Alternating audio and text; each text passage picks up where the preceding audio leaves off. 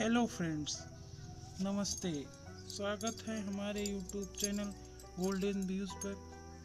आज हम जानेंगे नरसिंह जयंती के बारे में। वर्ष 2025 में नरसिंह जयंती का पर्व 11 मई रविवार को मनाया जाएगा। शास्त्रों के अनुसार ये वैशाख मास की शुक्ल पक्ष की चतुर्दशी को आता है। इसी दिन भगवान विष्णु नरसिंह रूप में खंभे से प्रकट हुए थे और धर्म की रक्षा के लिए हिरण्यकश्यप का वध किया था। इसकी तिथि के बारे में जानते हैं, कब है? 2025 में। चतुर्दशी तिथि प्रारंभ 10 मई 2025 को शाम 5:29 पर शुरू होगी। चतुर्दशी तिथि समाप्त 11 मई 2025 को रात 8:01 पर समाप्त होगी। सायंकाल पूजन मुहूर्त 11 मई को सायंकाल 3:54 से लेकर 6:34 तक रहेगी। मध्याह्न संकल्प का समय 11 मई को 10:35 AM सुबह से 1:14 तक रहेगा। व्रत पारण समय अगले दिन 12 मई को सुबह 5:15 के बाद, क्योंकि चतुर्दशी तिथि सूर्योदय से पहले ही समाप्त हो जाएगी, इसलिए सुबह होगा पारण। अब जानते हैं जयंती के महत्व के बारे में। नरसिंह जयंती के दिन भक्तों के लिए पूजा और अर्चना का विशेष महत्व है। इस पर्व को हिंदू धर्म के अलावा नेपाल, बांग्लादेश और श्रीलंका जैसे अन्य देशों में भी मनाया जाता है। नरसिंह जयंती पर भगवान नरसिंह के मंदिरों में श्रद्धालुओं की भीड़ उमड़ती है और वहां विष्णु जी की पौराणिक कथाओं का पाठ किया जाता है। भगवान नरसिंह की उत्पत्ति की कथा।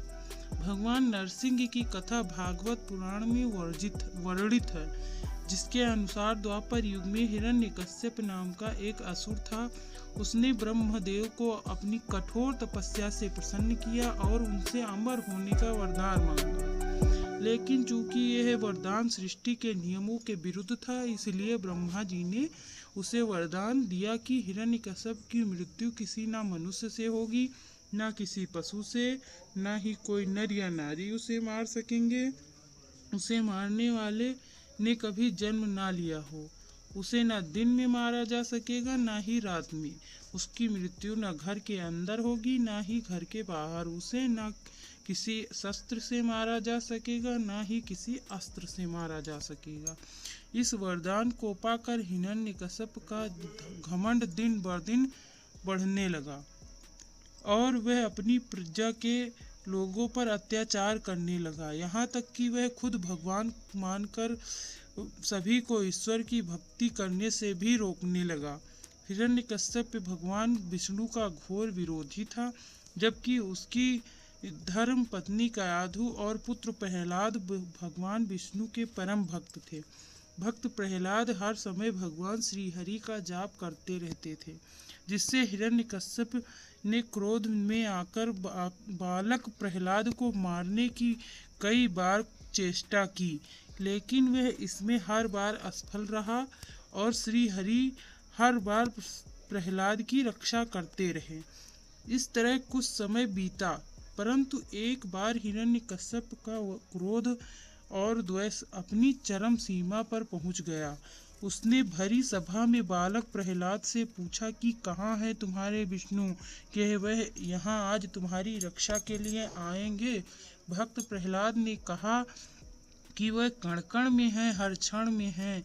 इससे हिरण्यकश्यप का क्रोध और बढ़ गया और उसने सभा भवन में बने एक स्तंभ को तोड़ना शुरू कर दिया और कहा कि देखो प्रहलाद, तुम्हारे विष्णु यहाँ नहीं हैं। तभी अचानक एक स्तंभ टूटा और उसमें से भगवान नरसिंह प्रकट हुए।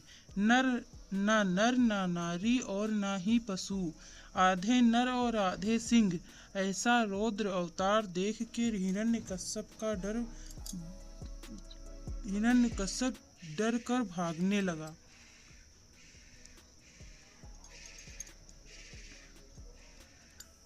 परंतु भगवान नरसिंह ने उसे सभा की दहलीज पर दबोच लिया। उस दिन न दिन था न रात थी, वह शाम में गोधूली का क्षण था। सभा की दहलीज पर बैठकर भगवान नरसिंह ने अपने तीखे नाखूनों से हिरण्यकश्यप का सीना चीर दिया और इस तरह एक अत्याचारी असुर का अंत हुआ। जिस दिन भगवान नरसिंह प्रकट हुए वह बैसाख मास के शुक्ल पक्ष की चतुर्दशी थी। इसलिए इस दिन को नरसिंह जयंती के नाम से मनाया जाता है।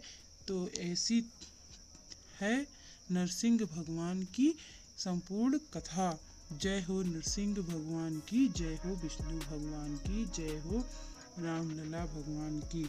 ऐसे ही व्रत, त्योहार व अन्य धार्मिक जानकारियों के लिए जुड़े रहिए गोल्डन व्यूज़ यूट्यूब चैनल के साथ में।